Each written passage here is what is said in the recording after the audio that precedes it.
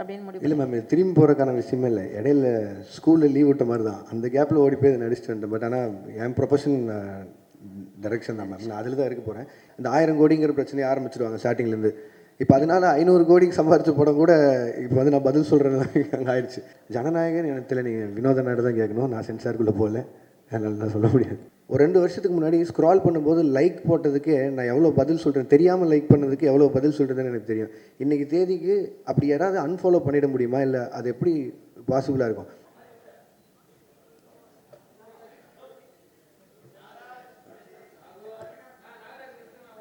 எல்லாருக்கும் வணக்கம்.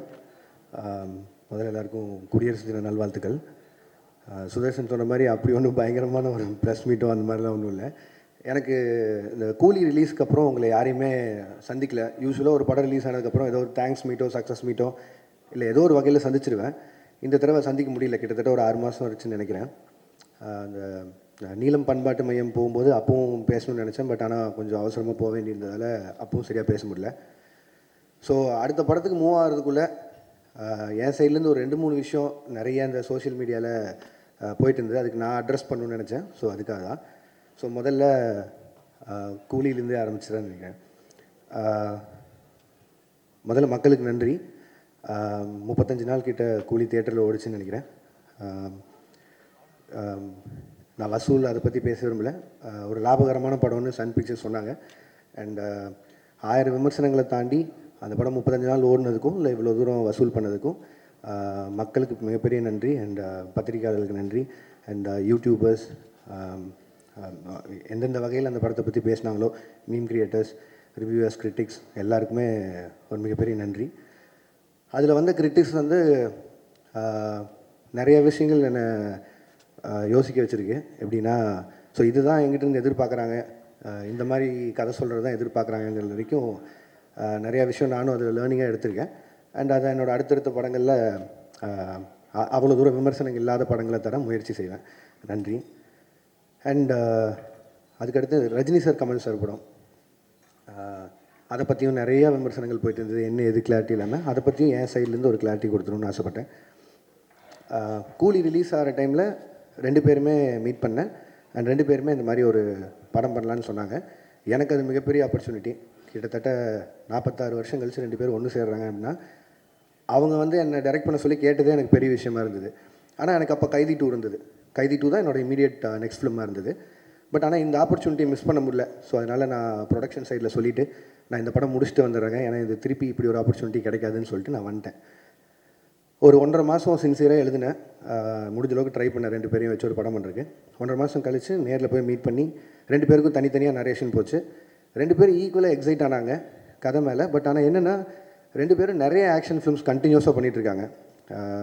ஜெயிலர் 2 வரைக்கும் ரஜினி சார் ஆகட்டும், இப்போது கமல் சாரோட அடுத்து அன்பரி மாஸ்டர் டைரெக்ஷனில் வர படமாகட்டும். ஸோ எல்லாமே ஹெவி ஆக்ஷனாக இருக்குது. திரும்பவும் கேப் இல்லாமல் இன்னொரு ஆக்ஷன் போகணுமாங்கிறது தான் அவங்களுக்குள்ள ஒரு கேள்வியாக இருந்து.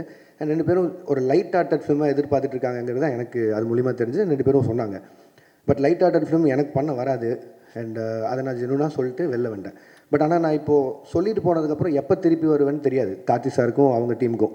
ஸோ அதனால் அவருக்கு கைதி 2க்கு இருந்த ஸ்லாட்டுக்கு இன்னொரு டைரக்டர் கொடுத்துட்டாரு. இதுதான் ஆக்சுவலாக நடந்தது. அண்ட் அந்த கேப்பில் வேறு என்ன பண்ணலாம் அப்படின்னு யோசிக்கும்போது மைத்ரி பிக்சர்ஸ் வந்து அவங்க எனக்கு கிட்டத்தட்ட ஒரு 6 இயர்ஸ் முன்னாடியே ஒரு அட்வான்ஸ் கொடுத்துருந்தாங்க. சரி, அந்த கமிட்மெண்ட்டை கிளியர் பண்ணிடலான்னு யோசிக்கும்போது எனக்கு அல்லு அர்ஜுன் சார் ரொம்ப பிடிக்கும். ஒரு 3-4 வருஷமாக பேசிகிட்டு இருக்கோம் ஏதோ ஒரு படத்தில் கொலாப் பண்ணலான்னு. ஸோ இது எல்லாமே சேர்ந்து அமைஞ்சு வந்த மாதிரி இருந்தது. ஸோ இந்த கேப்பை யூஸ் பண்ணி இப்படி ஒரு படம் பண்ணிட்டு வந்துடலான்னு யோசிச்சது தான்.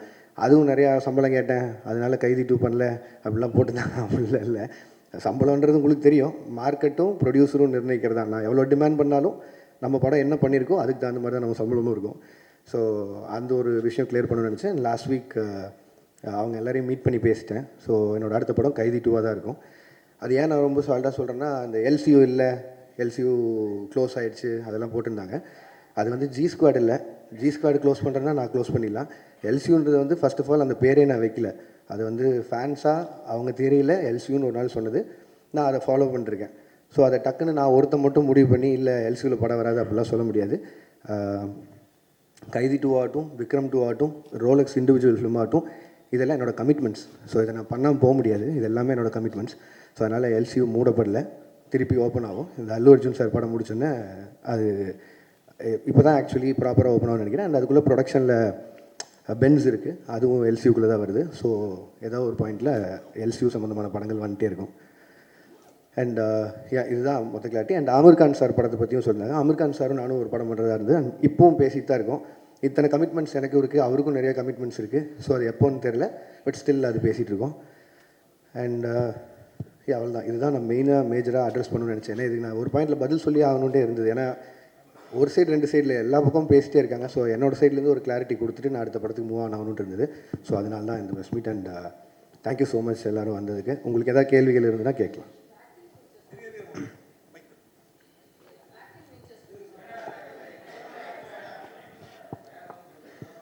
வாழ்த்துக்கள். Thanks ma'am. ஆக்டிங் வெஞ்சர்ஸ் பற்றி பேசவே இல்லையே? அதான் மேம் இப்போ தான் ஆரம்பிச்சிருக்கு, ஒரு 2 ஸ்கெடியூல் முடிஞ்சிருக்கு. அது அருண் பேசினா நல்லாயிருக்கும்னு நினைக்கிறேன், அதனால் நான் பேசுவேன்னு நினைக்கிறேன். இன்னொரு 25 டேஸ் பேலன்ஸ் இருக்குது. அந்த படம் ஷூட் முடிச்சுட்டு நான் அடுத்து அல்லு அர்ஜுன் சார் படத்துக்கு மூவ் ஆகிடும். லோகேஷ் சார், உங்களுக்கு நடிக்கிறது ஈஸியாக இருக்கா, டைரக்ஷன் பண்ணுறது ஈஸியாக இருக்கா? எல்சியூவில் தனுஷ் சிம்புலாம் சேர்த்துக்கு வாய்ப்பு இருக்கா சொல்லுங்கள். ஏன்னா இவ்வளோ கேள்வி நடிக்கிறது அவ்வளோ ஈஸியாக இல்லைங்க, கஷ்டமாக தான் இருக்குது எனக்கு தெரிஞ்சு. அதான் நான் புதுசாக ஏதாவது கற்றுக்கணும், சும்மா இருக்க டைம் இப்படி ஏதாவது செலவு பண்ணணும்னு சொல்லி பார்த்தது தான். அண்ட் அருணுக்கு எனக்கு கம்ஃபர்ட் இருந்தது, ஃப்ரெண்டு வேறு. ஸோ அதனால் ஈஸியாக அந்த படம் பண்ணிட முடியும்னு நினச்சேன். பட் ஆனால் அவ்வளோ ஈஸி இல்லை, கஷ்டம் தாங்க அது. திருப்பி அது கன்டினியூ பண்ணணுமா இல்லையா தெரியல. இப்போ சொன்னேன்ல இவ்வளோ லைனப் இருக்குது, ஸோ அதெல்லாம் பண்ணணும். சார் தெரிலங்க. Lokesh, hello. Yes sir. So initial டேஸில் like lot of positive reviews வந்தது. லைக் நிறைய உங்களுக்கு நீங்கள் தான் மோஸ்ட் செலிபிரிட்டி டேரக்டர் அப்படிங்கிற மாதிரிலாம் நிறைய போயிட்டு இருந்தது. ரீசெண்டாக நெகட்டிவ்ஸும் இருக்குது, லைக் ஹேட்ரடும் இருக்குது. So handling both these things, different spectrum, like அதை எப்படி பார்க்குறீங்க? Like how you handle those? இல்லைங்க, நான் அதான் முன்னாடி தான் நான் சொல்கிறது ஒன்று தான். நான் அதை எதுவும் பர்சனலாக எடுத்துக்க மாட்டேன், ஏன்னா அது என்னோடய வேலை. இப்போ வந்து என்னோடய ஃபஸ்ட்டு படம் இல்லை கூலி, என்னோடய ஃபஸ்ட்டு படம் மாநகரம். கிட்டத்தட்ட 9 வருஷமாக எவ்வளோ பாராட்டுகள் வாங்கியிருப்பேன்னு எனக்கு தெரியும். அவ்வளோவே பாராட்டிட்டு இருந்திருக்காங்க. டக்குன்னு விமர்சனம் வரும்போது அதை மட்டும் நான் ஒத்துக்க மாட்டேன்னு சொல்கிறது நியாயம் இல்லை. அண்ட் படங்கிறது மக்களுக்காக, அது அவங்களுக்கு காட்டும்போது விமர்சனம் வரும்போதும் அதை ஏற்று தான் ஆகணும். ஸோ அதனால் அதை நான் ஸ்பிட் பண்ணி பார்க்கல. அண்ட் ரெண்டாவது அதை நான் பர்சனலாக எடுத்துக்கல, அது ப்ரொஃபஷனாக மட்டும் வச்சுக்கலான் இருக்கேன். ஸோ அதனால் success and average and going back அது உண்மை தானே, எல்லாருக்குமே நடக்கிறது தானே. ஸோ அதனால் நான் பெருசாக எடுத்துக்கல. Thank you. Hello, hi sir. Bhuvanish from the Hindu. You have a very loyal and passionate fan base, sir. அவங்க உங்களுக்கு கிரிட்டிசைஸ் பண்ணுறப்போ கூட it comes from a place of emotional investment that they've had over the years. இவ்வளோ படங்கள் பண்ணதுக்கப்புறம் how do you now define the relationship that you have with your audience? இல்லைங்க, அவங்க ஜெனுவனாக பேசுகிறதுல it is not just criticism, but அதில் ஏதோ ஒரு அக்கறை இருக்குதுன்னு நான் பார்க்குறேன். இப்போ நான் எக்ஸாம்பிளாக தான் சொல்கிறேன், ஒரு 10 ஃப்ரெண்ட்ஸ் இருக்காங்கன்னு வைங்களேன், அதில் எல்லாமே சரின்னு சொல்லிட்டு யாரோ ஒருத்தர் மட்டும் இல்லைடா நீ செய்கிறது தப்புன்னா அவன் உண்மையிலேயே ஃப்ரெண்டுன்னு நினைக்கிறேன். அந்த லாயல் பேஸ் ஆஃப் ஃபேன்ஸாக இருக்காங்க நான் நினைக்கிறேன். ஸோ அதனால் I'm very happy about them. Sir Akshay from the new Indian express. நீங்கள் ஒரு ஃபியூ இயர்ஸ்க்கு முன்னாடி வந்து சொல்லியிருந்தீங்க, இந்த மாதிரி எனக்கு ப்ராஜெக்ட்ஸுக்கு நடுவில் வந்து கொஞ்சம் ஸ்பேசிங் பண்ணணும், so that I can write அப்படின்ற மாதிரி சொல்லிட்டு. இப்போது நீங்கள் அடிஷ்னலாக வந்து ஆக்டிங்கும் பண்ணுறீங்க. So doesn't that defeat the purpose? இல்லைங்க, அப்படி பார்த்தா I can take lot of breaks. But பிரச்சனை என்னென்னா, இப்போ நான் சொன்ன அந்த கமிட்மெண்ட்ஸ் எல்லாம் இருக்குல்ல, இது எல்லாமே ஒரு டைம் லைனில் இப்படி போகும்னு நினச்சி பண்ணுறோம். அது நடக்காமல் போகும்போது நம்மளுக்காக வெயிட் பண்ணுற ஹீரோஸ் இருக்காங்க, நமக்காக வெயிட் பண்ணுற ப்ரொடியூசர்ஸ் ஆகிடுறாங்க. ஸோ அதில் நிறைய அவங்களோட ஃபண்ட்ஸ் இன்வால்வ் ஆகுது. ஸோ என்னோடய பிரேக்ஸ் வந்து அதில் அப்படி ஆகாது. அண்ட் இது நான் மெயினாக பண்ணணும்னு நினச்சது காரணம் என்னென்னா, ஆஃப்டர் கூலி ஐ நோ ஐ டேக் ஒரு 7-8 months பிரேக்குன்னு சொல்லி. ஸோ அந்த கேப்பில் ஒன்று பண்ணலான்னு யோசிக்கும் போது தான். அண்ட் அருண் எக்ஸ்பிளைன் பண்ணும்போதும் இந்த ஃபிலிமுக்கு ஒரு 60 days போதும் அப்படிங்கிற மாதிரி இருந்தது. ஸோ அதனால் என்னால் ஈஸியாக பண்ணிட முடியும். எதிர் வேறு எங்கேயாவது ஒரு வெக்கேஷன் போகிறதுக்கு பதிலாக இதில் போனால் கொஞ்சம் அப்சர்வ் பண்ணலாம், கற்றுக்கலாங்கிற ஒரு பாயிண்ட் தான். பட் இப்போ நம்ம ஏற்கனவே எழுதி வச்சுருந்த கதைனா அவ்வளோ ஒர்க் பண்ண தேவையில்லை. ஐ மீன் இப்போதைக்கு அதை எவ்வளோ தூரம் கான்டெம்பரரி அடாப்ட் பண்ண முடியுமோ அதுக்கு மட்டும் பண்ணிட்டு போயிடலாம். புதுசாக போய் ஃப்ரெஷ்ஷாக ஒரு கதை எழுதணுன்னா பிரச்சனை தான். ஸோ இந்த வயசில் ஓடி பார்த்தலாங்க தான். Lokesh sir. Yes ma'am. Yeah, Abhirami from Dinamalar. Hi ma'am. First of all, thanks and appreciation for this clarification. ஏன்னா இந்த கிளாரிஃபிகேஷன் இல்லாமல் நிறைய உங்களை பற்றி போயிட்டே இருந்தது. Welcome ma'am. Thank you so much for that. இப்போ நீங்கள் ஆக்டிங்கில் மறுபடியும் இது டிரெக்ஷன் ஆக்டிங்க்கு வந்திருக்கீங்க. To you have any idea to extend this acting? ஏன்னா இப்போ 2 ஸ்கெடியூல் முடிச்சிருக்கேன்னு சொல்லியிருக்கீங்க. ஸோ திரும்ப ஆக்ஷன் பண்ணலாமா, நடிக்கலாமா, இல்லை நீங்கள் டைரக்ஷனுக்கே திரும்பி போயிடலாம் அப்படின்னு முடிவு இல்லை மேம், இது திரும்பி போகிறக்கான விஷயமே இல்லை. இடையில ஸ்கூலில் லீவ் விட்ட மாதிரி தான், அந்த கேப்பில் ஓடி போய் நடிச்சுட்டு வந்துட்டேன். பட் ஆனால் என் ப்ரொஃபஷன் டைரக்ஷன் தான் மேம், நான் அதில் தான் இருக்க போகிறேன். இதே மாதிரி திருப்பி ஒரு 6 மாதம் படங்களுக்கு நடுவில் கேப் வந்து ஒரு சின்னதாக யாராவது ஒரு கதை எடுத்தால் நடிக்கலாமா. பட் இப்போதைக்கு அந்த எண்ணெல்லாம் இல்லைங்க. அருண் படம் முடிச்சுட்டு டைரக்ஷன் போகணும். Okay, best wishes. Thank you, ma'am. Sir Allu Arjun படம் இரும்பு கை மாயாவி. சார் இரும்பு கை மாயாவி அந்த கதை தான் அல்லு அர்ஜுன் பண்ணுறேன். இல்லை சார், அது வந்து இப்போ தான் அனௌன்ஸே பண்ணியிருக்காங்க சார் அந்த படத்தை பற்றி. ரெண்டாவது அவங்க ப்ரொடியூசர் சார்பாக அவங்க சைட்லேருந்து வர அனௌன்ஸ்மெண்ட் வர வரைக்கும் மட்டும் வைக்கலாம். இப்போதைக்கு ஒரு படம் பண்ணுறோம். சார் லோகேஷ் சார் இங்கே. Yes sir. சார் அதாவது கூலி படம் ரிலீஸ்க்கு முன்னால் நீங்கள் சில இன்டர்வியூஸ்லாம் கொடுத்தீங்க. அதை வந்து ஆடியன்ஸ் பாயிண்ட் ஆஃப் வியூவில் வந்து அது ஒரு எக்ஸாஜரேஷன்னு நினச்சிட்டு அதை பற்றி சோஷியல் மீடியாவில் வந்து உங்களை பற்றி நெகட்டிவிட்டியோடு பேச ஆரம்பிச்சாங்களான்ற மாதிரி தான் தோணுது. அது உண்மையிலே என்ன தான் நடந்துச்சு சார்? நீங்கள் சொன்னது என்ன, செஞ்சது என்ன, மக்கள் மத்தியில் எப்படி போய் சேர்ந்துச்சு சார்? இப்போ நான் சொன்னாலும் திருப்பி அதான் நடக்க போகுது சார். நான் வந்து ஒரு படத்தோட கலெக்ஷனை பேஸ் பண்ணி ஒரு படம் பண்ண முடியாதுங்கிறது அது என்னோட ஐடியாலஜி. சினிமாவை நான் 1000 கோடி சம்பாரிச்சு காட்டுறேன்னு ஒரு படம் எழுதவே முடியாது. நான் அதான் முன்னாடின்னு சொல்கிறேன். பட் ஆனால் என்னென்னா, நம்ம டெக்னீஷியன்ஸும் நம்ம கூட இருக்கவங்க யார் எவ்வளோ சொன்னாலும் அவங்க அந்த படத்து மேலே இருக்க எக்ஸைட்மெண்ட், ரஜினி சார் மேலே இருந்த எக்ஸைட்மெண்ட், அவ்வளோ ஸ்டார்ஸை பார்த்த எக்ஸைட்மெண்ட்டில் இந்த 1000 கோடிங்கிற பிரச்சனையை ஆரம்பிச்சிருவாங்க ஸ்டார்டிங்லேருந்து. இப்போ அதனால் 500 கோடிக்கு சம்பாரிச்ச படம் கூட இப்போ வந்து நான் பதில் சொல்கிறேன் அங்கே ஆயிடுச்சு. கிரிட்டிசிசம் அதெல்லாம் விட்டலாம். பட் ஆனால் கொடுத்த இன்டர்வியூஸுமே சரி, நான் இதை ரொம்ப ஸ்ட்ரெஸ் பண்ணியே சொல்லிட்டு இருந்தேன். இந்த மாதிரி 1000 கோடிங்கிறத ப்ரெஷரைஸ் பண்ண வேணாம், அந்த அப்படி ஒரு படமாக எக்ஸ்பெக்ட் பண்ணாதீங்க. ஒரு commercial film Rajini sir enjoy பண்ணுற மாதிரி ஒரு படம் இருக்கும் தான் நான் முன்னாடி இந்த எல்லா இன்டர்வியூலையும் சொன்னேன். பட் எனக்குமே வந்து ஏதோ ஒரு பாயிண்டில் ஒரு டிரான்ஸ்பரன்சி, ஒரு அளவை மெயின்டைன் பண்ணுங்கிறது நான் இந்த படத்துலேருந்து என்னோடய லேர்னிங்காக இருக்க போகுது. ஏன்னா எவ்வளோ பேசினா போதும். ஏன்னா நான் ரொம்ப கனெக்ட் ஆகி நிறையா ஃப்ரெண்ட்ஸோடு உட்காந்து பேசுகிற மாதிரி பேசிடுறேன். அது வந்து ரொம்ப எக்ஸாஜரேட் ஆன மாதிரி ஆகிடுது. ஸோ படம் ரிலீஸ்க்கு அப்புறம் அதுவே எனக்கு பேக் ஃபயர் ஆகிற மாதிரி ஆகிடுது. ஸோ நான் இதுக்கு மேலே வரும்போது கொஞ்சம் டிரான்ஸ்பரன்சி மெயின்டைன் பண்ணிக்கணும்னு நினைக்கிறேன். சார். இதோட கண்டினியூஷனாக நான் கேட்குறேன். It is not only because of you. நீங்கள் ஒருத்தர் கோஷன் இல்லை, நிறைய செலிபிரிட்டிஸ்க்கு வந்து இந்த ஐடி விங் ஆட்டம் வச்சுருக்காங்க சார். They have a social media team ஆட்டம்.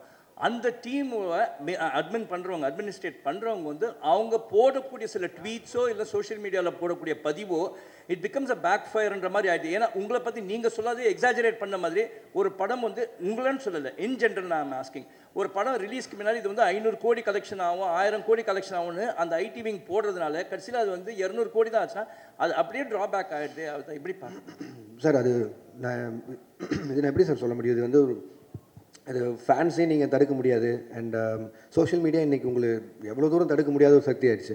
அது நீங்கள் ரிவ்யூஸோ எதுவுமே எல்லாமே அவங்கவுங்களோட எண்ணம். அவங்க காசு கொடுக்குறாங்க, படம் பார்க்குறாங்க, எண்ணம் அதை பற்றி போடுறாங்க. அவங்களுக்கு இருக்கிற ஒரு படத்து மேலே இருக்க எக்ஸைட்மெண்ட்டை வச்சு போகிறாங்க. அவங்களுக்கு அந்த எக்ஸைட்மெண்ட் குறைஞ்சிருச்சுன்னா எங்களுக்கு இங்கே வேலையே இல்லை. ஸோ அதனால் அவங்க எக்ஸைட்டடாக இருக்கிறத நம்ம தப்புன்னு சொல்ல முடியாது. அட் த சேம் டைம் இது நீங்கள் சொன்ன மாதிரி இந்த ஐடி விங் வச்சு பேசி எனக்கு அதில் எப்படி நம்பிக்கை இல்லைன்னா, இல்லை எனக்கு புரியுது சார், எனக்கு புரியுது சார். ஒரு படம் நல்லா இருந்ததுன்னா யாருமே தடுக்க முடியாதுன்னு நான் நினைக்கிறேன். நான் அதை ரொம்பவும் நம்புகிறேன். நான் உதாரணமாக மற்ற படங்கள் எடுக்காமல் என் படத்தை எடுக்கிறேன். மாநகரம் ரிலீஸ் ஆகும்போது யாருக்குமே அங்கே அடையாளமே கிடையாது, சந்தீப் ரஜினா தான். பட் அந்த படத்தை கொண்டு போய் சேர்த்தது நீங்கள் தான். அன்றைக்கி 50 நாள் ஓடிச்சு. அப்போது அதுக்கு நல்லா இருக்குங்கிற மாதிரி தான் ஏதோ ஒரு நம்பிக்கையில் போய் அந்த படத்தை போய் பார்த்தாங்க. ஸோ அதனால் அதுக்கப்புறம் எல்லோரும் ஸ்டார்ஸ் கூடயும் வேலை செஞ்சுட்டேன். அவங்களோட போஸ்டர்ஸ் வச்சாலே படம் போயிடும். பட் ஆனால் யாருமே இல்லாமல் ஒரு போஸ்டரில் இருக்கும்போது கூட மக்கள் வந்து பார்த்தாங்க. ஸோ ஒரு படம் நல்லா இருக்குன்னா இது எதுவுமே தடுக்காதுங்கிறது நான் நம்புகிறேன் சாலிடாக. Sir thank you sir. Okay sir. Lokesh sir, இப்போ உங்களோட ஃப்யூச்சர் ப்ராஜெக்ட்ஸ் பற்றி நிறைய வந்துட்டுருக்கு செய்திகள். அப்படி ஒன்று வந்தது தான் ஹிந்திக்கு போய்ட்டு நீங்கள் அமீர் கானோட பண்ண போகிறீங்க அப்படின்னு சொல்லிட்டு, அது ஃப்யூச்சரில் மெட்டீரியல்ஸ் ஆகிறதுக்கு வாய்ப்பு இருக்கா சார்? ஒரு 3-4 தடவை மீட்டிங் போச்சு. எனக்கு அவர் சின்ன வயசுலேருந்து ரொம்ப பிடிக்கும். அவர் ஒரு பெரிய ஃபேன் தான். அண்ட் அவரும் வந்து என் ஒர்க் ரொம்ப பிடிச்சுன்னு சொல்லி தான் அவர் கூலிலேருந்து படம் பண்ணணுன்னு பேசினார். பட் ஆனால் நான் சொன்னேன் சார், இங்கே இவ்வளோ கமிட்மெண்ட்ஸ் இருக்குது. அண்ட் சாருக்குமே அவருக்கும் நிறையா கமிட்மெண்ட்ஸ் இருக்குது. ஸோ இதே மாதிரி ஏதோ ஒரு டைம் லைனில் ஏதாவது மிஸ் மேட்ச் ஆகும்போதோ வேறு ஒரு டைம் கிடைக்குதோ அப்படிங்கிறத பார்த்து தான் சார் பண்ண முடியும். பட் ஆனால் we are talking sir. Sir எனக்கு எல்லா ஹீரோஸ் கூடயும் வேலை செய்யணும் சார். அவங்க எல்லாரும் கூடயும் பேசிட்டு தான் இருக்கேன். பட் ஆனால் டைம் லைன் தான் சார் பிரச்சனை. சார் இங்கே ஒரு கேள்வி சார். இங்கே சார் இங்கே சார் நீங்கள் டிசியில் பண்ணிகிட்டு இருக்கிறதா, டிசியில் இப்போ பண்ணிக்கிட்டு இருக்கீங்க. அதேமாரி ஜனநாயகன்லேயும் ரிப்போர்ட்டராக பண்ணிகிட்டு இருக்கீங்க அப்படின்றதும் தகவல் வந்துச்சு. அது நீங்கள் எப்படி பார்க்குறீங்க? அதுக்கப்புறம் 2 கேள்வி ஆரம்பிச்சிடறேன். இந்த சென்சார் இஷ்யூ கூலிலையும் ஏ சர்டிஃபிகேட் வந்திருந்தது, ஜனநாயகன்லேயும் அது பாதிக்கப்பட்டிருக்கு. அது எப்படி சார் பார்க்குறீங்க இந்த 2 கொஸ்டின்? சார் டிசியில் அவன் சார் பண்ணிருக்கேன். அது அருண் மாதேஸ்வரன் படம். இது வந்து ஹெச் வினோதனாவும் விஜயனாவும் ஒரு நாள் கூப்பிட்டாங்க. ஸோ அது கேமியா பண்ணேன். அது அவ்வளோதான் என்னால் சொல்ல முடியும். அதுக்கு மேலே அவங்க பேசிங்க. அண்ட் ரிகார்டிங் சென்சார் போர்ட், நான் கூலி சொல்லணுன்னா அதுக்கும் நிறைய விமர்சனம் வந்தில்ல, ஏன் ரஜினி சார் ஏ சர்டிஃபிகேட் அப்படின்னு சொல்லி. சரி, ஏ சர்டிஃபிகேட் வாங்கணும்னு போல எனக்கு என்ன ஆச்சுன்னா, சென்சார் போர்டில் ஃபர்ஸ்ட் சென்சார் பண்ணி முடிச்சோன்னே தி அட்வைஸ் வித் 35 கட் சொன்னாங்க. அப்புறம் ஒரு 9 மியூட்ஸ் இருந்தது. மியூட்ஸ் கூட ஓகே, எனக்கு பிரச்சனை இல்லைன்னு சொல்லிட்டேன். பட் 35 கட்டுங்கிறது வந்து என்னால் அன்றைக்கி ஏற்றுக்க முடியல. இப்போ படம் ரிலீஸ் ஆனதுக்கப்புறம் ஆல்ரெடி நிறைய இடங்கள் புரியலன்னு சொல்கிறாங்க. மேபி அது ஐல் டேக் த ப்ளேம். நிறைய இடத்துல நான் புரிய வச்சுருக்கணும். பட் ஆனால் அதையும் மீறி 35 கட் அப்படின்னா அது படமாகவே இருந்திருக்காது. இன்னும் நீங்கள் வந்து ஒரு ஒரு ஒரு ஒரு கம்ப்ளீட்டட் ஃபிலிம் வித் ஏ சர்டிஃபிகேட்டா இல்லை ஒரு இன்கம்ப்ளீட் ஃபிலிம் வித் யூபிஏ சர்டிஃபிகேட்டாங்கிற மாதிரி தான் இருந்தது. அண்ட் இமீடியட்டாக அது நான் ஒருத்தர் எடுக்க முடியிற கால் இல்லை. ஏன்னா அது எத்தனை கோடி இன்வெஸ்ட் பண்ணியிருக்காங்கன்னு உங்களுக்கு தெரியும். ஸோ நான் ப்ரொடியூசர்கிட்டையும் பேசினேன், ரஜினி சார்கிட்டையும் பேசினேன். அண்ட் எல்லோரும் பேசி முடிவு பண்ணி வி அப்ளைட் ஃபார் ரீசென்சார். உடனே ரீசென்சார் அப்ளை பண்ணோம். ரீசென்சாரில் அடுத்த பேனல் பார்த்துட்டு திருப்பியும் அதே 35 கட் அட்வைஸ் பண்ணாங்க. பட் அட்வைஸ் பண்ணுறதை தாண்டி ரீசென்சாரில் எனக்கு சொன்னது என்னென்னா, தீமேட்டிக்காகவே இது அதாவது பிணங்களை எரிக்கிறதும் இந்த மாதிரி பண்ணுறதுங்கிறதும் தீமேட்டிக்காகவே எனக்கு இந்த மாதிரி பண்ணணும். அண்ட் எங்களுக்கான ரிலீஸ் டைம் இருக்குது. அண்ட் எனக்கு அந்த படத்தை எந்தையுமே விஷுவலாக கட் பண்ணிட வேணாம். இது எல்லாத்தையும் மனசில் வச்சுட்டு ரஜினி சாரோட அட்வைஸை எடுத்துகிட்டு அண்ட் தென் வி டிசைடட். ஏன்னா ஒரு ஏ சர்டிஃபிகேட் வந்ததுனால மட்டுமே ஒரு 40-50 கோடி வருமானத்தில் லாஸ் இருக்க மாதிரி இருக்கும். பட் ஆனால் அது சன் பிக்சர்ஸ் எனக்கு கொடுத்த ஃப்ரீடம், ரஜினி சார் எனக்கு கொடுத்த ஃப்ரீடம், லோகேஷ் உங்கள் காலாக இருக்கட்டும், உங்களுக்கு என்ன தோணுதோ பண்ணுங்கன்னு.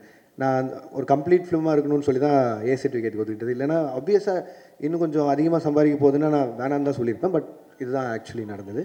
அண்ட் ரிகார்டிங் ஜனநாயகன் எனக்கு நீங்கள் வினோத நாடு தான் கேட்கணும். நான் சென்சாருக்குள்ளே போகல, அதனால் நான் சொல்ல முடியாது. Thank you sir. எங்கள் கேள்வி, ஒரு இயக்குனராக இருந்து நடிகர்களை இயக்குனதுக்கும் இப்போ நீங்களே வந்து ஒரு நடிகராக மாறினதுக்கும் என்ன வித்தியாசம் தெரியுது? இப்போ உங்களுக்கு வந்து நடிகராக இருக்கிறது சுகமாக இருக்கா? இப்போ தான் உங்கள்கிட்ட அங்கே சொன்னேன். ஆனால் உங்களுக்கு தம்ப்நெயில் வேணும். அதுக்காக சுகமாலாம் இல்லை, நான் நல்லா இல்லை, கொஞ்சம் கஷ்டமாக தான் இருக்குது. டைரக்ஷன் நமக்கு தெரிஞ்ச வேலை செய்கிறதுக்கும் தெரியாத வேலை செய்கிறதுக்கு வித்தியாசம் தான். சார், மீனாட்சி சுந்தரம், உங்கள் படங்களில் நிறைய வன்முறை இருக்குது, வெட்டு குத்து ரத்தம் குரூரெல்லாம் இருக்குது. இது வந்து சமூகத்துக்கு நல்லதில்லை. லோகேஷ் கனகராஜ் ஒரு மனநல டாக்டர் கூட பார்க்கணும் அளவுக்கு உச்சமாக கமெண்ட் வந்தது. அதை பற்றி என்ன நினைக்கிங்க? ஒன்று. ரெண்டாவது, ஜனநாயகன் நீங்கள் மலேசியாலாம் போய் விஜய் சாருக்கு நிறைய சப்போர்ட் பண்ணீங்க, சினிமா வாழ்க்கைக்கு அண்ணன் நீங்கள். அடுத்து இந்த ஏப்ரல் மே பிரச்சாரத்துக்காக போவீங்களா? அந்த வகையிலையும் சப்போர்ட் இருக்குமா? காலையில் நேரம் ஏன்னா சொல்லிடுறேன். இல்லை, நான் அந்த வன்முறை இது வந்து ஆனால் இப்போ நான் வந்து ஒரு சினிமா டைரக்டர் ஆகணும்னு நினச்சி வரும்போது, நான் சின்ன வயசுலேருந்து என்ன படங்கள் பார்த்து வந்தனோ, நான் ஒரு ஆக்ஷன் ஃபிலிம் டைரக்டர் ஆகணும்னு தான் வந்தேன். நான் தேவர் மகன் விருமாண்டியெல்லாம் பார்த்து தான் வந்தேன். நான் மனநல மருத்துவமனைக்கெலாம் போகல, நான் டைரக்டர் ஆகணும்னு முடிவு பண்ணி தான் இங்கே வந்தேன். அண்ட் இப்போ அதையும் தாண்டி இப்போது கில்பில் ஆகட்டும், வெளிநாட்டு படங்கள் பார்த்தா அதுக்கும் ஆஸ்கர்லாம் கிடைக்குது, அதாவது ஆக்ஷன் படங்களுக்கு. ஸோ இப்போ நம்ம இந்த இந்த ஜென்ரேஷனில் இருக்கவங்க எல்லாருமே கம்பேர் பண்ணுறதே வந்து கேம் ஆஃப் த்ரோன்ஸ் பார்க்குறாங்க, பிரேக்கிங் பேட், டெக்ஸ்டர் எல்லாத்தையும் பார்த்துறாங்க. நான் சொல்ல இதுவே 10 வருஷம் ஆயிடுச்சு இதெல்லாம் வந்து. அப்போ என்னென்னா அவங்க ஆன் பார் நாங்கள் பார்க்குற இந்த வெப் சீரிஸ் அளவுக்கு இருக்கா அப்படிங்கிறத கம்பேரிசன் வைக்கிறாங்க. அதுக்காக வைலன்ஸ் பண்ணி ஒரு படத்தை பண்ணுறது மட்டும்தான் ஹாலிவுட் லெவலுக்கு கம்பேர் பண்ணுறது நான் சொல்ல, அதையும் காரணமாக வைக்கிறாங்க. ஒரு 2.5 மணி நேரம் நீங்கள் தேட்டருக்குள்ளே வந்ததுக்கு நான் உங்களை என்கேஜாக வச்சுக்கணும்னு நினைக்கிறதே எனக்கு அவ்வளோ பெரிய சேலஞ்சாக இருக்குது. இதில் இந்த சோகால்டு வயலன்ஸ், நான் வயலன்ஸ்னே சொல்ல விரும்புகிறேன், அது ஒரு ஆக்ஷன் படம். எப்படி ஜாக்கி சானை பார்த்தோம், எப்படி ப்ரூஸ்லி பார்த்தோம், அர்னால்டை பார்த்தோம், அப்படிலாம் பார்த்து தான் வந்தோம். அதுக்கப்புறமா ரஜினி சார் பார்த்தோம், நம்ம ஊர்லேயே கமல் சார் பார்த்தோம், எல்லா ஆக்ஷனும் விஜயகாந்த் சாரோட ஒன்று தேட்டரில் விடாமல் பார்த்தோம். இதெல்லாம் தான் ஒரு ஆக்ஷன் டைரக்டர் ஆகணும்னு மாற்றுறது. இது எப்படின்னா, இப்போ வந்து ஏதோ ஒரு பக்கம் பார்த்துட்டு இந்த மாதிரி நீங்கள் சொன்ன மாதிரி இன்ஃப்ளூயன்ஸாக இப்படி பண்ணுறாங்க அப்படின்னா, அது அவ்வளோ ஈஸியாக அப்படி சொல்லிட்டு கடந்து போகிற விஷயம் இல்லைண்ணே. ஒரு தப்பு நடக்குது, அதுக்கு இந்த டேரக்டரோட படம் தான் காரணம்னு சொல்லிட்டா அது அவ்வளோ ஈஸி இல்லைண்ணே. இப்போ எனக்கு ஒரு பொறுப்பு இருக்கணும்னு சொல்கிறீங்களே, இருக்குது, சமூக பொறுப்பு இருக்குது, ஓகே, நான் வயலன்ஸ் கம்மியாக, பார்க்குறவங்களுக்கும் அந்த பொறுப்பு இருக்கணும் இல்லைண்ணே. அப்புறம் எதுக்குன்னு படிக்கிறோம், எதுக்கு இத்தனை பேர் அப்பா அம்மா வளர்த்து எவ்வளோ பேர்கிட்ட அட்வைஸ் கேட்குறோம், எல்லாருமே இருக்குல்ல. ஸோ அது ஈஸியாக கடந்து போகிற விஷயமே இல்லைன்றேன். அதையும் மீறி உங்களை ஒரு சினிமா ஒரு 2.5 மணி நேரம் பொழுதுபோக்கு படம் உங்களை மாற்றுதுன்னா மனசார நம்ம எவ்வளோ வீக்காக இருக்கும். அப்போ நாளைக்கு எதில் வேணாலும் இன்ஃப்ளூயன்ஸ் ஆகும்ல, அது நம்ம தானே, நம்ம கையில் தானே இருக்குது. அதை காரணம் காட்டிடக்கூடாதுன்னு சொல்கிறேன். 2 சைடும் பொறுப்பாக இருக்கணும்னு தான் நான் சொல்கிறேன். லோகேஷ் பிரச்சாரம் தானே இல்லைண்ணே, அரசியலுக்கு எனக்கு என்னென்ன சம்பந்தம். அண்ணா, இப்போ தேவதாஸ் படம் பண்ணுறீங்க, தேவதாஸில் இந்த கெட்டப் தானா? ஏன்னா தேவதாஸ்னாவே தாடி வச்சுருந்தா வரணுமா? அதில் லோகேஷ் கனகராஜ் வந்து அது மாதிரி மென்ஷன் பண்ணுறாங்களா? அதுக்கப்புறம் வந்து நீங்கள் நடிக்க போகிறேன்னு சொன்ன பிறகு எந்தெந்த ஆக்டர் வந்து உங்களை வந்து நடிக்காத, நீ டைரக்டே பண்ணுன்னு சொன்னாங்க? ரஜினி சார், கமல் சார் என்ன சொன்னாங்க? இல்லைண்ணா, இந்த ஃபஸ்ட்டுக்கு லைன் ஆஃப் கேள்விக்கு வந்து அருண் தான் பதில் சொல்லணும். தேவதாஸ் தாடி வச்சிருக்கணுமா வச்சிருக்கக்கூடாதா அதெல்லாமே அவன் தான் பதில் சொல்லணும். இது வந்து அவன் இப்படி வர சொன்னான், அதனால் நான் இப்படி நடிச்சிட்ருக்கேன். அவள் தான் என்னால் பதில் சொல்ல முடியும். அண்ட் இல்லைண்ணா, நான் ரஜினி சார்கிட்ட போகிறதுக்கு முன்னாடி அவர் தெரியும் நான் நடிக்கிறேன். நான் இப்போ கூலியிலேருந்து வரும்போது அவர் வாழ்த்துக்கள் தான் சொன்னார், கமல் சார் வாழ்த்துக்கள் தான் சொன்னார். அண்ட் நான் விஜயநாட்ட பேசினேன், அவர் வாழ்த்துக்கள் சொன்னார். அண்ட் சேது நான் மீட் பண்ணும்போது பேசினேன். அவள் தான் யார் யார் அன்றைக்கி பார்க்குறோமோ அது மட்டும் தான் மீட் பண்ணி பேசணும். அண்ட் இன்னொரு கிளாரிட்டியும் கொடுக்கணும்னு நினச்சி, இந்த நீங்கள் இந்த ரஜினி சார் கமல் சாரை பற்றி பேசினால அவங்க 2 பேரை வந்து அன்ஃபாலோ பண்ணிட்டேன் ட்விட்டர்லேருந்து அப்படிலாம் சொல்லியிருந்தாங்க. அவங்க 2 பேரும் எந்த இடத்துல இருக்காங்க, நான் அவங்க கூட ஒர்க் பண்ணதையே ஒரு பாகியமாக நினச்சிட்ருக்கேன். நான் ஒரு ஊர்லேருந்து வந்து 2 பேரையும் டைரக்ட் பண்ணிட்டேங்கிறத ஒரு 2 வருஷத்துக்கு முன்னாடி ஸ்க்ரால் பண்ணும்போது லைக் போட்டதுக்கே நான் எவ்வளோ பதில் சொல்கிறேன், தெரியாமல் லைக் பண்ணதுக்கு எவ்வளோ பதில் சொல்கிறதுன்னு எனக்கு தெரியும். இன்றைக்கி தேதிக்கு அப்படி யாராவது அன்ஃபாலோ பண்ணிட முடியுமா, இல்லை அது எப்படி பாசிபிளாக இருக்கும்? அது ஏன் நான் சொல்கிறேன்னா, இப்போ எங்கள் அம்மாக்கெல்லாம் வந்து ட்விட்டர்னு என்னென்னு தெரியாது, ஃபாலோ அன்ஃபாலோன்னு என்னென்னு தெரியாது. ஆனால் அவங்க எனக்கு ஃபோன் பண்ணி ஏன்டா கமல் சாரையும் ரஜினி சாரையும் அன்ஃபாலோ பண்ணுறேன்னு கேட்குறாங்க. ஏன்னா நான் சொல்கிறது கூட நம்ப மாட்டாங்க, நீங்கள் சொல்கிறது தான் நம்புகிறாங்க. அதனால தான் நான் சொல்லிட்டுருக்கேன். அந்த மாதிரி அன்ஃபாலோ பண்ணுறதோ அப்படி எதுவும் இல்லை. அதையும் மீறி இந்த மாதிரி ஏதாவது சென்சிட்டிவான விஷயம் இருந்ததுன்னா என் சைட்லேயோ இல்லை என் டீம் சைட்லேயோ யாராவது கிட்ட கேட்டு கொஞ்சம் எழுதுனீங்கன்னா பேசுனீங்கன்னா நல்லாயிருக்கும்னு நினைக்கிறேன். அதை வேண்டுகோளாக வச்சுக்கிறேன். மலேசியா போனதுக்கப்புறம் இங்கே தானே மலேசியா போனதுக்கப்புறம் உங்கள் டிவிக்கு அந்த விஜய் ரசிகர்லாம் அவங்க வச்சு கொண்டாடுறாங்க, ஏன் கொண்டாடுறாங்கன்னு யோசிச்சு பார்த்தீங்களா? இல்லை புரியல, என்ன சொல்லுங்க.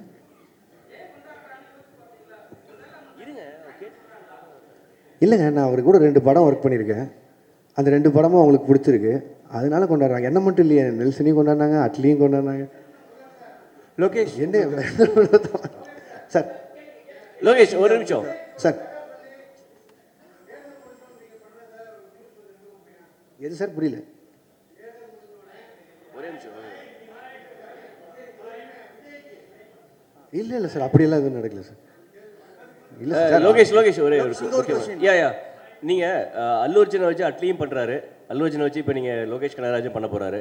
ஸோ 2 பேருக்கும் உள்ள அந்த காம்பினேஷனில் ஒரு ஹெல்த்தியான ஒரு காம்படிஷன் இருக்குமா? யார் பெஸ்ட்டாக பண்ணுறது அல்லது யார் படத்தை பீட் பண்ணுறது அப்படின்னு சொல்லிட்டு? இல்லைங்க, 2 பேருமே எங்களோட அடையாளம் தமிழ் இண்டஸ்ட்ரி.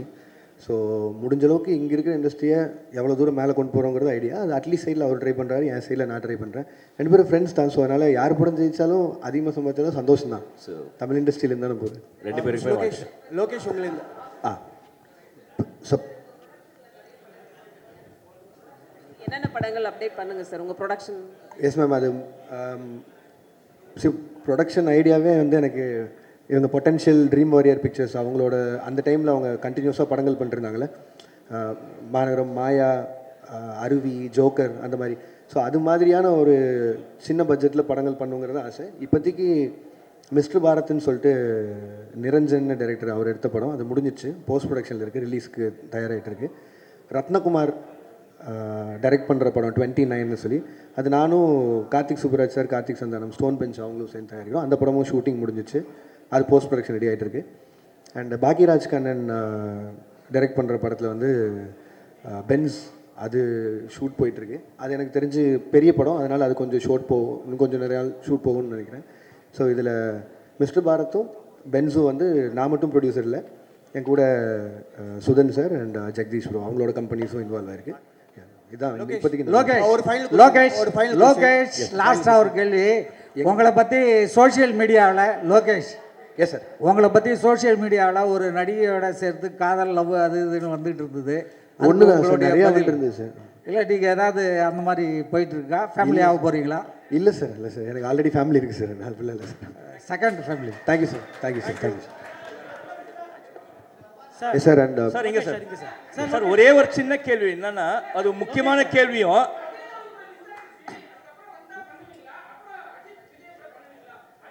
என்னங்க ஏங்க பண்ண மாட்டேன்னு சொல்ல போகிறேன், பண்ணதாங்க போகிறேன். லோகேஷ் ப்ரோ இல்லைங்க, அது மிஸ் ஆகிற தாண்டியில் என்னால் அப்படி இல்லை. ஒரு அவங்க நான் ஆக்ஷன் படம் பண்ணணும்னு நினச்சேன், பட் ஆனால் அவங்க ஒரு லைட் ஹார்ட்டட் படம் கேட்டாங்க, என்னால் பண்ண முடியல. அது அந்த டைமில் இல்லை, கண்டிப்பாக வேறு யாராவது பண்ணுவாங்கன்னு நினைக்கிறேன். லோகேஷ் ப்ரோ மக்கள் மத்தியில் பேசப்படுற ஒரே ஒரு விஷயம் என்னன்னா, எஸ் சார், இப்போ சமீப காலமாக வரக்கூடிய படங்களில் இருக்க இயக்குனர்கள் இன்க்ளூடிங் லோகேஷ் கனகராஜ் ஓட படங்களில் வந்து ட்ரக் அப்யூஸ் நிறைய இருக்குது, போதை கலாச்சாரத்துக்கு முக்கியத்துவம் கொடுக்கறதா சொல்லி பரவலான பேச்சு சார். இது நிறைய டாக்டர்ஸ் பேசியிருக்காங்க அதை பற்றி, மக்கள் நிறைய பேர் சொல்கிறாங்க. இதை பற்றி உங்களோட கருத்து என்ன? அதே மாதிரி இந்த மாதிரி ட்ரக் யூசேஜை வந்து படத்தில் வந்து பிக்சரைஸ் பண்ணுறது நல்லதா? அந்த சீன்ஸை வச்சு தான் படங்கள் ஓடுமா? ஓகே சார், நான் எனக்கு ஒரு 2 நிமிஷம் கொடுத்தீங்கன்னா நான் எக்ஸ்பிளைன் பண்ண ட்ரை பண்ணுறேன் சார். ஏன்னா இது ரொம்ப நாளாக இந்த அலிகேஷன் சொல்லிட்டு இருக்காங்க. சார் நீங்கள் சொல்கிற பாயிண்ட் எனக்கு வேலிடாக புரிஞ்சிச்சு. அதுவும் இப்போது சொசைட்டியில் நடக்கிற எல்லா விஷயத்தையும் பார்த்தா அது இருக்க மாதிரி இருக்குது. பட் ஆனால் நல்லா நோட் பண்ணி பாருங்கள் சார், நான் பண்ண எல்லா படங்கள்லையுமே ட்ரக்கை வந்து இப்படி எடுத்துக்கிட்டால் இந்த மாதிரி ஆயிடலாம், சந்தோஷமாக இருக்கலாம் அப்படின்னு நான் சொல்கிறேன்னா எங்கேயுமே நான் சொல்ல சார். நான் கமர்ஷியல் படமே பண்ணாலும் அதில் நான் எனக்குன்னு ஒரு சொசைட்டி கன்சர்ன் இருக்குது சார். அதை மீறி நான் பண்ணதில்லை. நீங்கள் மாநகரம் எடுத்துட்டிங்கன்னா அதில் கடைசியில் அவர் சொல்லுவார், மனுஷங்கிற செய்கிற தப்புக்கு ஊரை கொத்த சொல்லி எந்த தப்பும் இல்லைன்னு. கைதி எடுத்துட்டிங்கன்னா கார்த்தி சாரும் சரி, மரியம் ஜார்ஜ் சாரும் சரி, கடைசியில் இது எத்தனையும் எரிச்சு தாண்டா போவோம், இந்த நாயகனால தான் உருப்படாமல் போகுதுங்கிற ஒரு வார்த்தையை சொல்லி தான் அதை மொத்தம் எரிப்பாங்க. நீங்கள் மாஸ்டரில் எடுத்துட்டிங்கனாலும் நான் இதே தான் சொல்லியிருப்பேன். அது எப்படி 18 வயசு கீழே இந்த உனக்கு ஆகல நீ தேட்டருக்குள்ளே போகாதன்னு சொல்கிற முடியுதோ, எப்படி வந்து சாராயமும் பீடியும் அவன் கையில் கிடைக்குதுன்னு. கமல் சாரை வச்சு இந்த ட்ரக் ஃப்ரீ சொசைட்டிக்கான மரியாதை என்ன, அது இப்படி ஆச்சுன்னா என்ன ஆகுங்கிறத அவங்க வச்சு சொல்லியிருக்கேன். இது என்னென்னா, எனக்கு கிடைச்ச ஹீரோஸ் மூலிமா எவ்வளோ தூரம் உறக்க இதை சொல்ல முடியுமோ அதை நான் சொல்லிகிட்டே தான் இருக்கேன். அதை நீங்கள் சொல்லணுன்னா ஒரு பாயிண்டில் இவ்வளோ ட்ரக்ஸ் இருக்குங்க. நான் கைதி படம் முடிக்கும்போது முதல்ல 900 கோடிக்கு ட்ரக்ஸ் மாட்டுமான்னு சொல்லியிருந்தாங்க. நான் ஷூட்டிங்கில் இருக்கும்போதே 20,000 கோடிக்கு ஒரு ஊரில் மாட்டுச்சு. ஸோ இது வந்து எதுவுமே நான் சொல்லி தரல. 20,000 கோடி நான் சொன்னது 900 கோடி தான் சொல்லியிருந்தேன். அப்படி பார்த்தாலும் கம்மி ரேஷியோவில் தான் சொல்லியிருந்தேன். இது இந்த சொசைட்டியே எவ்வளோ கஷ்டப்படுதுன்னு சொல்கிறேன் சார். இது மட்டும் இல்லை சார், என் சைடில் இதுக்கு நான் தான் பேசி ஆகணும். வெறுமனே இப்படி சொல்லிட்டு போயிடலாம், கமர்ஷியலாக வந்துட்டான் ட்ரக்ஸை வச்சு படம் பண்ணிட்டான் இல்லை சார். எவ்வளோ தூரம் சே நோ டு ட்ரக்ஸ் கேம்பெயினுக்கு நான் சப்போர்ட் பண்ணிகிட்டு இருக்கேன்னு எனக்கு தான் தெரியும். என் சைடில் அவ்வளோ கேம்பெயின்ஸ் நடந்துகிட்ருக்கு. ஒவ்வொரு காலேஜாக போய் இது ப்ரொபகண்டா மாதிரியே பண்ணிகிட்ருக்கேன். ஒரு 15,000 ஸ்டூடெண்ட்ஸை ட்ரக்ஸை தொட மாட்டேன்னு பிளட்ஜ் எடுக்க வச்சுருக்கேன். கோயம்புத்தூர் கமிஷனர்கிட்ட சே நோ டு ட்ரக்ஸ்ன்னு சொல்லி அந்த தலைப்பில் ஷார்ட் ஃபிலிம்ஸ் பண்ண வச்சு கோயம்புத்தூர் இருக்க எல்லா காலேஜையும் மொத்தமாக வச்சு ஒரு 60 ஷார்ட் ஃபிலிம்ஸ் வந்து அதில் யார் ஃபஸ்ட்டு வராங்களோ அவனை என் அசிஸ்டண்ட்டாக சேர்த்துறேன்னு சொல்லியிருக்கேன். அவன் தான் இப்போ என் அசிஸ்டண்ட். ஸோ இது எல்லாமே என் சைட்லேருந்து நான் பண்ணிகிட்ருக்கேன் சார். இது வெறும் ஜஸ்ட் ஒரு சினிமாக்காக பண்ணணும் இல்லை, இது சொல்லணுன்னு இருந்தது சொன்னேன். அண்ட் இப்போவும் நான் சொல்கிறேன், பெரிய ஹீரோஸை வச்சு சே நோ டு ட்ரக்ஸ்ன்னு சொல்கிறது அது ஒரு கன்சர்ன். அது நான் சொல்லி தான் ஆகணும்னு நினச்சிட்ருக்கேன். எஸ் சொல்ல நோ சொல்லியிருக்கேன். அதை எல்லோரும் உறக்க சொல்கிறாங்க, ஹீரோஸும் சேர்த்து. இந்த எல்சியூ உருவானதும் அதுதான். இதில் திட்டவட்டமாக கமல் சார் சொன்ன மாதிரி தான், ட்ரக்ஸை இந்த சொசைட்டிக்குள்ளே வேணான்னு தீவிரமாக இருக்கிற தீவிரவாதின்னு அவர் சொல்லியிருப்பார்ல, அதை தான் நானும் கமர்ஷியல் ஃபார்மேட்டில் சொல்ல ட்ரை பண்ணுறேன். பட் ஆனால் நான் என்ன சொன்னாலும் நல்லதை கேட்கவே மாட்டோம், நான் கெட்டதை மட்டும்தான் பார்ப்போன்னு சொல்லியிருந்தா நானும் என்ன தான் சார் பண்ண முடியும். மேபி நான் பண்ணாமல் விட்டுறேன். அதனால பண்ணாமல் விட்டால் சொசைட்டி மாறிடும்னா அது குட் தான். நான் அது பண்ண போகிறது. Thank you sir. சார் இன்வைட் அழைச்சிட்டு எல்லோரும் வந்ததுக்கு ரொம்ப நன்றி sir. And with your wishes and blessings என்னோட அடுத்த படத்துக்கு மூவ் ஆகிறேன். Thank you sir. Thank you so much sir. Thank you sir.